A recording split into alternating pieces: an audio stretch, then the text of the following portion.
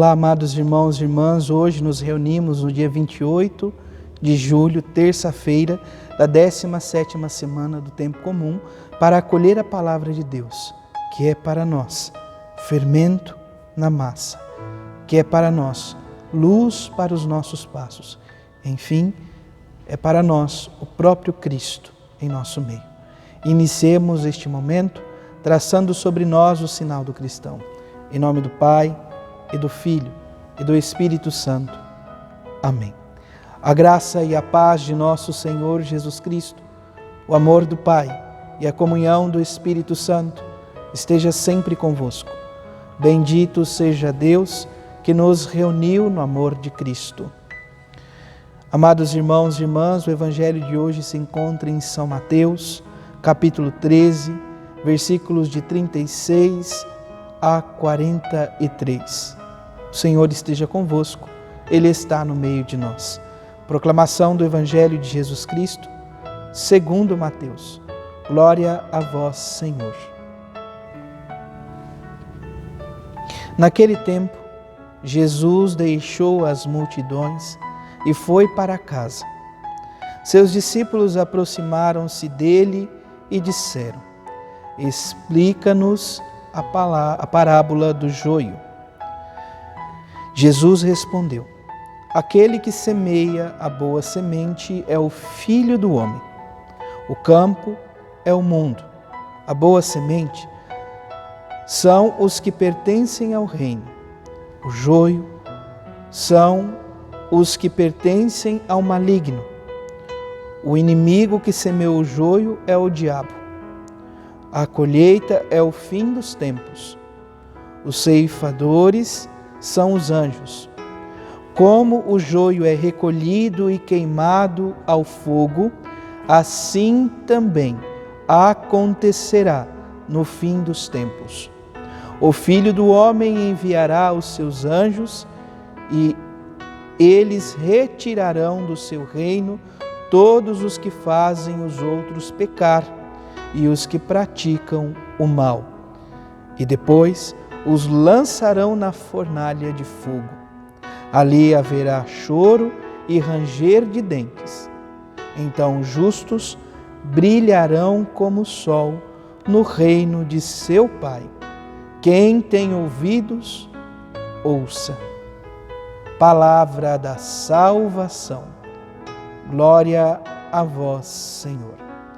Amados irmãos e irmãs, certamente, quando começamos a ouvir esta leitura, nós chegamos à conclusão: opa, já escutamos isto, já tivemos a oportunidade de escutar esta palavra. Sim, nós escutamos. Ela nos foi oferecida ou nos foi confiada no 16º domingo do Tempo Comum, aonde Jesus nos traz a realidade de nos falar sobre as parábolas que remetem sobre o sentido do reino dos céus, as parábolas do trigo e do joio, do grão de mostarda e também da mulher que mistura o fermento na porção de farinha. No dia de ontem, segunda-feira, nós ouvíamos então o trecho do grão de mostarda e do fermento colocado na farinha.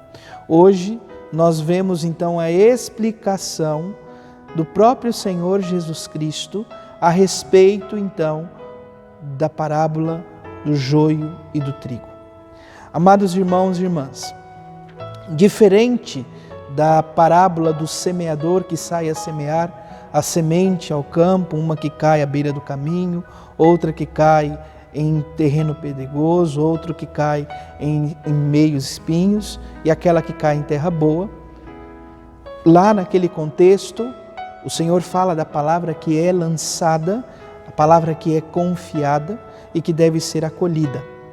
Aqui, nesta parábola da semente que é lançada, do trigo que é lançado e que nasce, e o joio também vem a partir desta experiência deste homem que vai à noite e semeia também joio dentre o trigo. Aqui fala acerca de cada um de nós. Quem são, perguntando a Jesus, quem é a boa semente? São os filhos, aqueles que pertencem ao Filho do homem, aqueles que pertencem a Deus, aqueles que procuram viver a graça de testemunhar o reino dos céus, ou seja, todos os batizados. Vamos então por parte. O Senhor que começa então a dar a explicação a partir de um pedido dos discípulos. O Senhor retorna para casa, para a sua casa, depois de estar com as multidões, e os discípulos, aproximando dele, pedem: explica-nos a parábola do joio.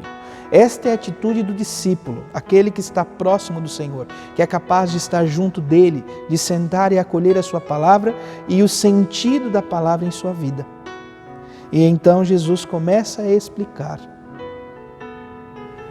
Aqui há uma explicação do próprio Senhor. São Mateus tem esse cuidado de trazer esta interpretação, de trazer esta explicação da palavra naquilo que eles tinham como maior tesouro. Jesus diz: aquele que semeia a boa semente é o próprio Filho do homem. É o nosso Senhor Jesus Cristo. Ele semeia a boa semente. O campo é o mundo onde nós estamos vivenciando. Lembremos que o campo há as diversidades de solos, de realidades onde vamos estar vivenciando. A boa semente são aqueles que pertencem ao reino dos céus. Todos aqueles que procuram viver a graça de Deus, fazendo a vontade dele, tendo o olhar para as multidões que muitas vezes são como ovelhas sem pastor, são aqueles que são capazes de anunciar e testemunhar o reino dos céus. Todos esses pertencem ao reino. Os joios são os que pertencem ao maligno. Há esta contraposição, esta luta entre o trigo e o joio, retomando um pouco a consciência desta própria parábola. Nós nos recordamos que aqueles que cuidavam do campo para o seu Senhor, eles chegam e falam: olha, não plantastes boa semente? Sim, plantei. Mas por que então veio o joio? Então, reconhece que foi ação deste inimigo. E eles dizem: quer que possamos arrancar, retirar o joio? E então este bom Senhor diz: não faças isso ainda. Deixe que cresça junto. No momento oportuno nós vamos retirar e aí separamos. Amados irmãos e irmãs, esta é a mesma dinâmica acontece na vida da igreja, esta mesma dinâmica acontece em nosso coração, em nossa vida. O joio e o trigo nascem juntos, convivem juntos, estão nesta mesma realidade, inseridos no mesmo contexto. Lembre-se, nós jamais estamos aqui para julgar, apontar, porque o joio muitas vezes possa ser nós mesmos. Ora trigo, ora joio, porque não praticamos somente o bem, infelizmente, muitas vezes experimentamos o mal. Mas o que a palavra nos fala? Qual o sentido por detrás desta explicação? De certa maneira, amados irmãos e irmãs, olhando para a parábola, quando este semeador diz: tenha paciência, ele nos convida a cada um de nós também ter paciência, seja para conosco, seja para com a vida da própria igreja, aonde não há só trigo, mas aonde muitas vezes nós percebemos também joio. A igreja, sem sombra de dúvidas, é santa, imaculada, esposa de Cristo. No entanto, devemos reconhecer que nós, enquanto membros desta igreja, muitas vezes vivenciamos este contraste entre o bem e o mal, entre o trigo e entre o joio. Portanto, há necessidade de que possamos ter paciência, perseverança, sem desistir, para que possamos cada vez mais nos purificar. E não simplesmente nos purificar a nós mesmos, pois não temos esta força. É Deus quem age em nós. É Deus quem age em nossa vida. Muitas vezes é necessário ser purificado de nossas imperfeições. E é o Senhor quem vem trazer a cada um de nós esta graça. O convite à conversão, o convite a estar na presença dEle, constantemente, sem hesitar, sem ter medo, sem esmorecer. Com toda certeza, esta explicação e essa parábola nos remete, amados irmãos e irmãs, a esta dimensão escatológica, aos fins dos tempos. Aqui nós já conseguimos contemplar um pouco esse aspecto de que a nossa própria imaginação já vai construindo, de que no fim dos tempos Deus vai mandar então os anjos para separar os bons dos maus. Haverá a condenação eterna e haverá a salvação eterna. O Senhor que nos convida a reconhecer esta luta entre o bem e o mal e sempre escolher o bem. Isto é algo que já remonta-se e já procura ser suscitado pelo coração de Deus já desde a lei antiga.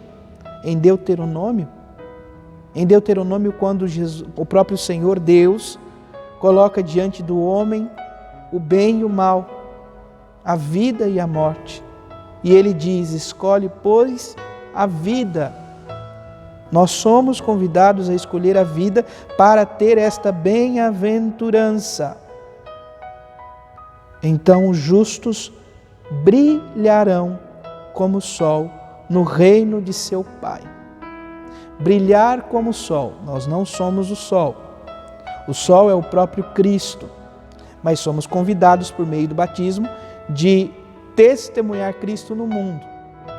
Ser outro Cristo na história. Em que sentido? De que, como diz São Paulo apóstolo, não sou eu mais quem vivo, é Cristo quem vive em mim. Que o Senhor nos ajude, nos conceda esta graça e que possamos constantemente seguir o caminho, dando sinal, testemunhando, sendo luz de Cristo no mundo, para testemunhar o reino de seu Pai entre nós. Louvado seja nosso Senhor Jesus Cristo, para sempre seja louvado. Abençoe-vos o Deus Todo-Poderoso, em nome do Pai, do Filho e do Espírito Santo. Amém. Graça e paz.